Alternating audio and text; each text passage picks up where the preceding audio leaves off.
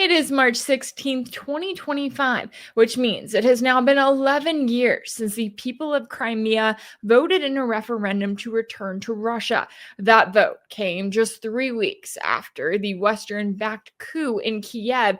And when you look back, you see all of the ways in which it really shattered that narrative that the West had, that everything in Kiev was free and democratic. And they were all fine and good with that up until it was called into question by the people of Crimea, who were ethnic Russians who voted to return to their country. So, on this week's episode of Sanctioned, we took a look at how the West has reacted ever since, how things have unfolded in the last decade, and where that decision stands today, and why they have spent the last decade trying to weaponize the democratic will of the people in Crimea against Russia. I have Mr. Jax with me here today to let you know that we have a preview of this episode that you can watch for free. You can also watch the full version right now if you sign up as a paid subscriber over on my page on Substack. It's also available on my page on Patreon. You don't have to. You can just watch the preview and go on about your day. That is totally fine.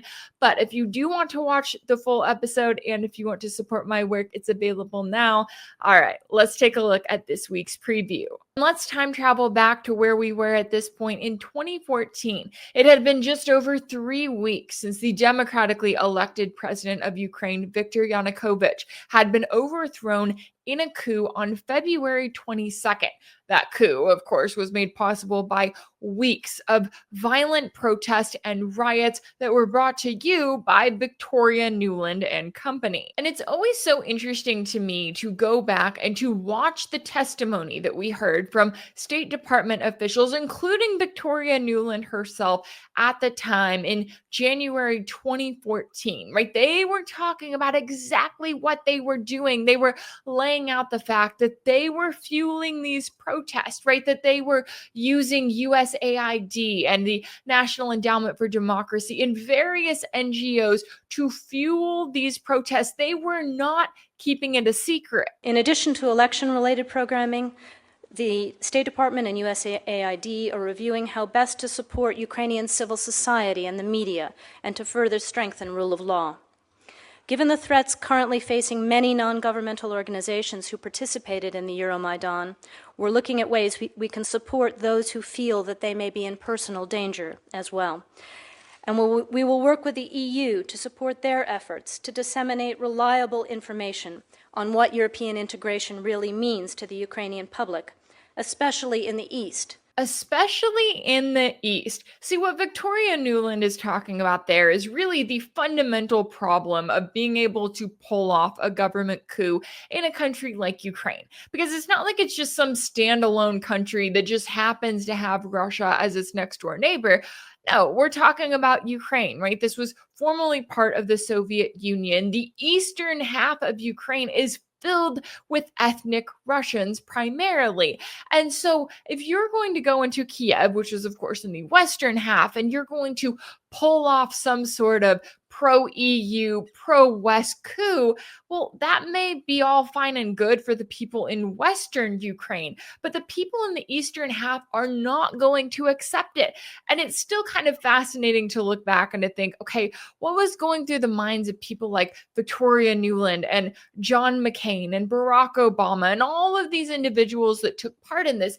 Because I genuinely do not feel like they understood Russia, but that they also understood Ukraine. They did not whatsoever if they thought that everyone in Eastern Ukraine was just going to hop on board and wasn't going to then turn around to Russia and go, okay, how do we either become an independent republic, or how do we have a referendum to become part of Russia? Now, obviously, this has not happened for the entirety of Eastern Ukraine, but it does not surprise me whatsoever that we've seen independent breakaway republics in Donetsk and Lugansk. That could have been easily predicted. It also could have been predicted that Crimea would have something to say about the situation going on in Kiev. Now, as a reminder, Crimea is also historically Russian. In fact, it was part of Russia up until 1954, when then Soviet leader Nikita Khrushchev gave the Crimean Peninsula as a gift to then Soviet Republic Ukraine.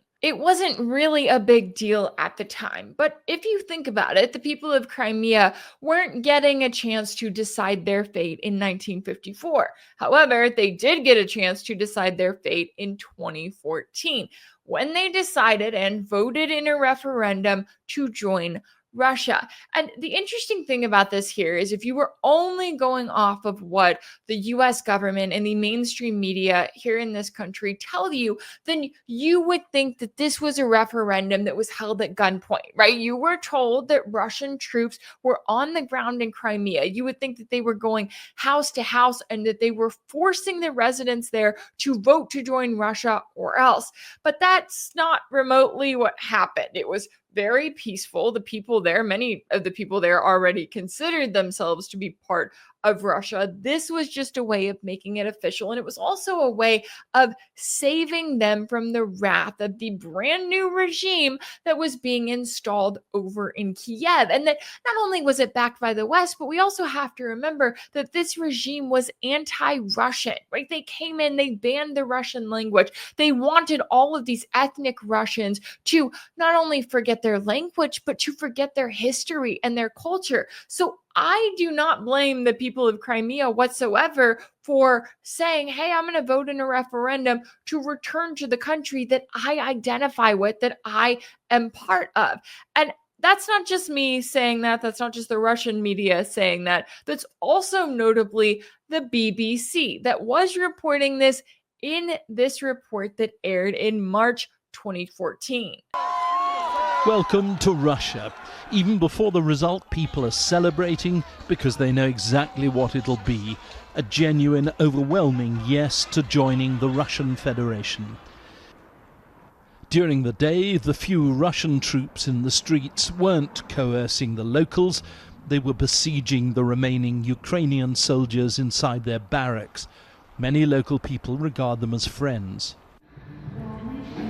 The West maintains the referendum is illegal since Russia signed an international agreement to guarantee Ukraine's borders.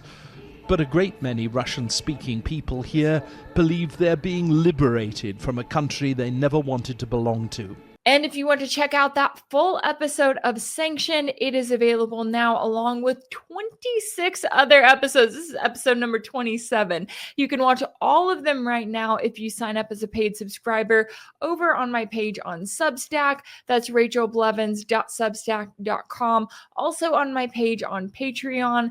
That's patreon.com/rachelblevins. Your support makes my work possible. I am so grateful for all of y'all who have already signed up as monthly paid subscribers, and for all of you who are watching the video here, even if you're not in a position where you're able to sign up, those of you who still watch my videos, leave comments, interact with my work, you truly help to make my work possible. So I hope that y'all are having a good weekend, and I will see you right back here on Monday for our regularly scheduled programming.